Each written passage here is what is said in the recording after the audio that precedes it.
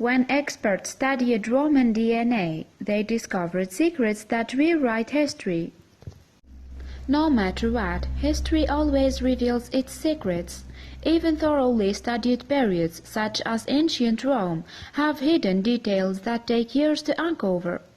With modern DNA testing, though, experts realized some truths about the eternal city's bygone population. What we thought we knew about them has been appended by the genetic information they left behind.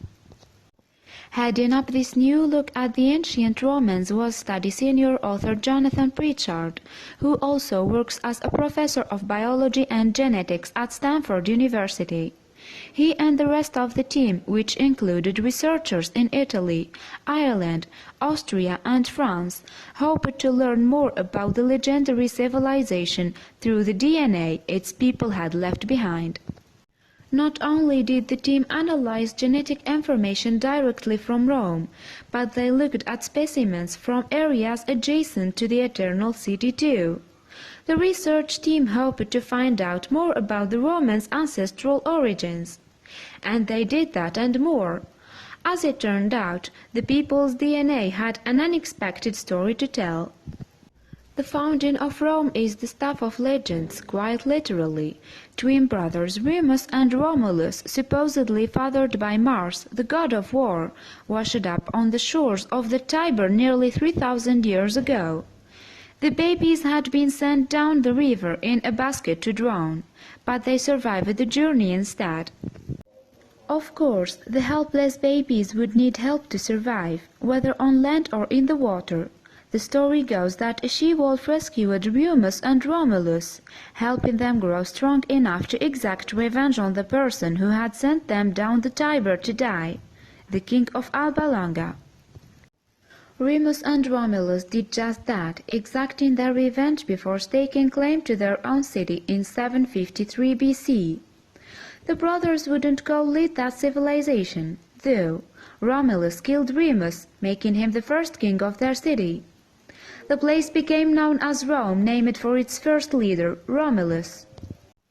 Of course, archaeology paints a slightly different picture than the legend of Rome's beginnings.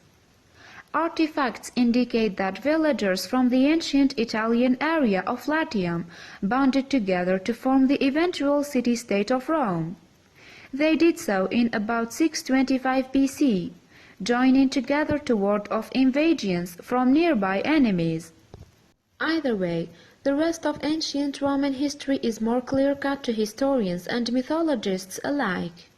The city's history began with its period of kings. As the title indicates, monarchs led Rome from the time of its foundation until about 510 BC. During this time, Rome's power grew in multiple ways. Namely, it expanded its military and economic strengths. Nevertheless, Roman government wouldn't remain in the hands of kings. By 510 BC, the city had established a new style of leadership. Its social elite, knights and senators, mostly came to rule over Rome. In times of great struggle, they could elect a dictator to oversee the metropolis. This era ushered in Rome's 12 tables, laws that dictated how the public, political and private sectors operated. This era in Roman history eventually saw one of its most well-known leaders, Julius Caesar, rise to power. A series of events aligned so that he could ascend to become the city's highest-ranking leader. First, Rome continued its territorial expansion, growing to encompass the whole of the Italian peninsula in 338 BC. Rome had also overtaken both Carthage, located in modern-day Tunisia, and Corinth, an ancient Grecian city. These Mediterranean-based locals gave the Roman Empire a naval stronghold over the sea. Yet things went south for the Roman Empire soon after it had made all these territorial gains.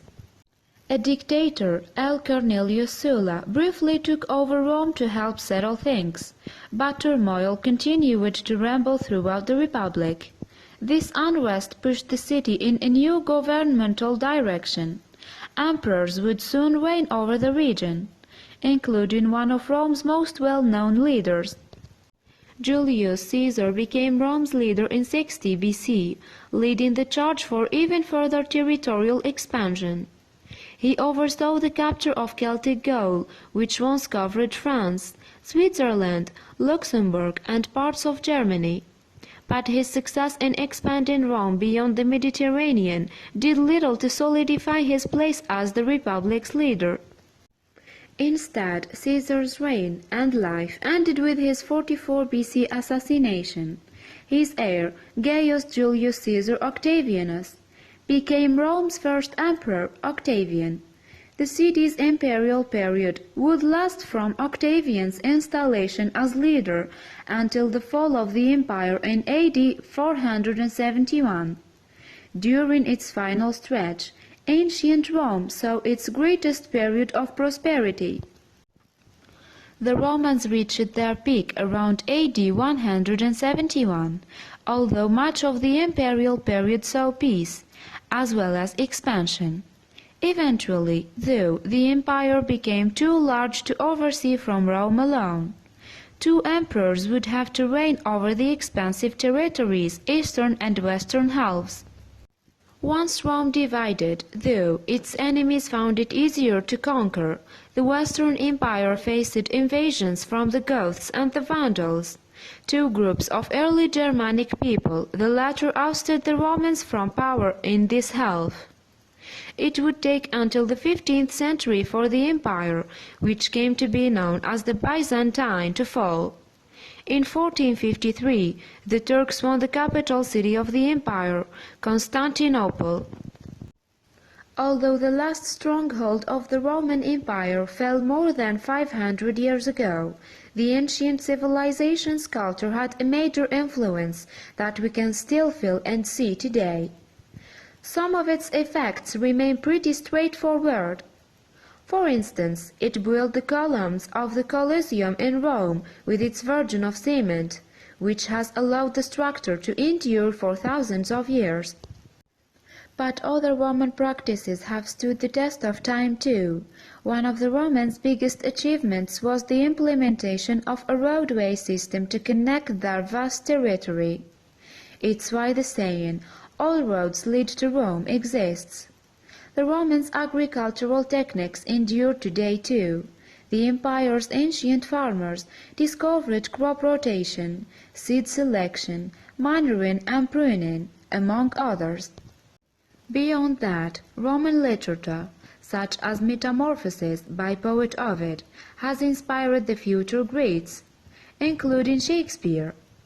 Indeed, the famous English writer drew endless inspiration from ancient Rome.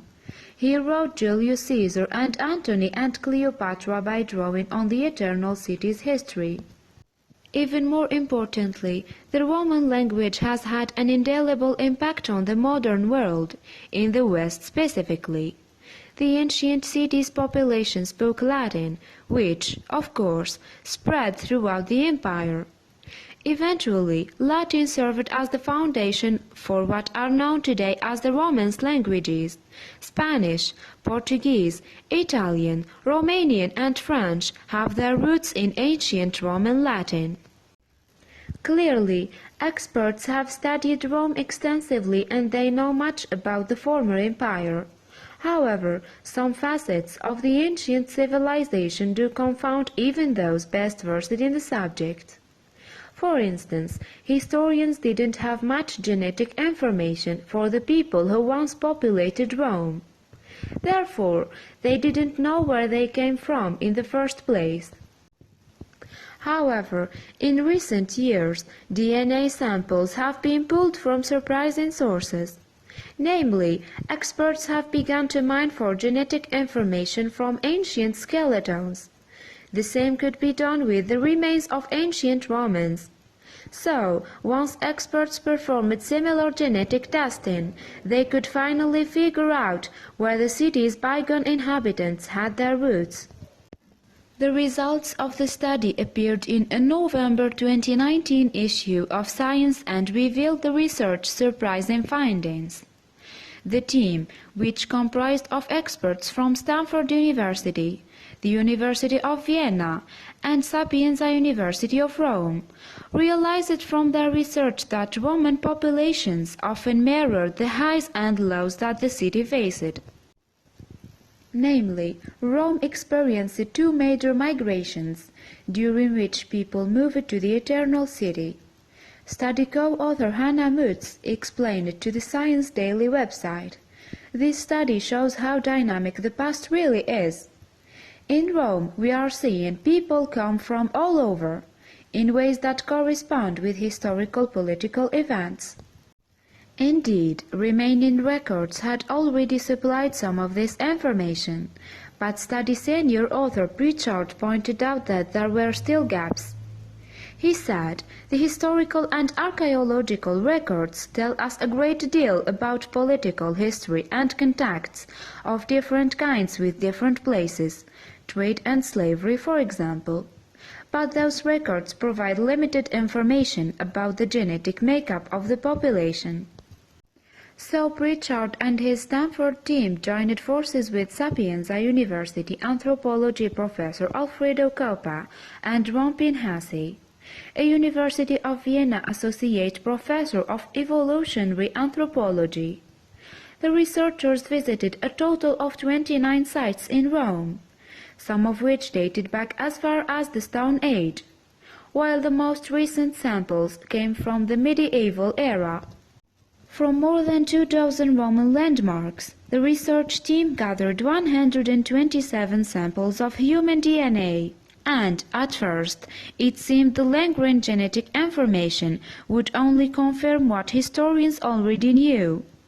For instance, the DNA showed that a number of farmers, particularly Turkish and Iranian agriculturalists, moved to Rome in about 6000 BC. A similar migratory shift happened in the rest of Europe. To that end, the Rome-derived samples also showed that Ukrainian people had begun to flood into the city between 5,000 and 3,000 years ago too. These major migrations gave Rome a diverse population long before its official founding in 753 BC. In fact, by the time Rome became a city, it had a population as diverse as modern Mediterraneans and Europeans. This confirmation that the Eternal City had such migratory patterns was interesting enough. However, the team analyzing the ancient genetic information found other discoveries to be more stunning than that. The researchers found more compelling truths about Rome after its foundation. When it became a sprawling empire was when things got interesting. As a reminder, the Roman Empire once stretched as far as Great Britain in the west and Syria in the east. The borders even deepened into northern Africa too. Although the empire's territory stretched so far from its center, Rome had strong ties to other strongholds thanks to its road-building endeavors, as well as military pursuits, trade and slavery. Looking at the 127 ancient DNA samples, researchers confirmed this, which historians have hypothesized for quite some time. Still, the DNA also revealed that the story wasn't as clear-cut as that. As Rome expanded, the genetic makeup of its people did, too. Specifically, most Roman residents could trace their roots back to either the eastern Mediterranean region or into the Near East. Fewer of its people came from Western European or African locales. Experts have an explanation for the lack of European and African DNA in ancient Romans. They say that these areas probably had less concentrated populations than those in the Near East and Eastern Mediterranean. Yet all that would change in a few years. Western European DNA would come to dominate Rome. Indeed, the Roman Empire wouldn't remain at the top of the world forever. Instead, the sprawling territory split in half under the tutelage of two leaders. Diseases made their way in and started thinning out the population, and outsiders wanted a piece of the pie. Invasions wreaked havoc on Rome too. As these major changes befell Rome, the population's genetic code started to shift away from the Near East and Mediterranean and into Western Europe. That change would give way to yet another one traceable in ancient DNA. Central and Northern Europeans started moving in, too, amid the rise of the Holy Roman Empire. Indeed, the DNA changes show just how much and how often Rome has changed throughout the course of history. Pritchard said, "It was surprising to us how rapidly the population ancestry shifted, over time scales of just a few centuries, reflecting Rome's shift in political alliances over time." Nevertheless, Pritchard said, much of the Rome that remained today had been there centuries ago. He went on, another striking aspect was how cosmopolitan the population of Rome was, starting more than 2,000 years ago and continuing through the rise and dissolution of the empire. Even in antiquity, Rome was a melting pot of different cultures. Of course, there is still much more to discern about the ancient Romans who left behind a story for the ages. Although researchers are limited in the amount of DNA they will be able to find and collect, they can hold out hope for deeper analysis into these samples. That will come with enhanced technology, they think. The team behind this particular study want to add to the geographic range that they can pinpoint with DNA. Sampling with more countries under their umbrella will only increase the certainty of their findings. In analyzing ancient genetic information, such data would clarify how people back then had moved around and mingled with one another. Plus, the future could reveal even more than just the ancient Romans' migration patterns and ancestry. The researchers on this particular study hope to look at their DNA samples to see how common modern traits have metamorphosed and passed down. Everything from a person's height to disease resistance abilities to their lactose tolerance could be more easily understood thanks to an ancient DNA analysis.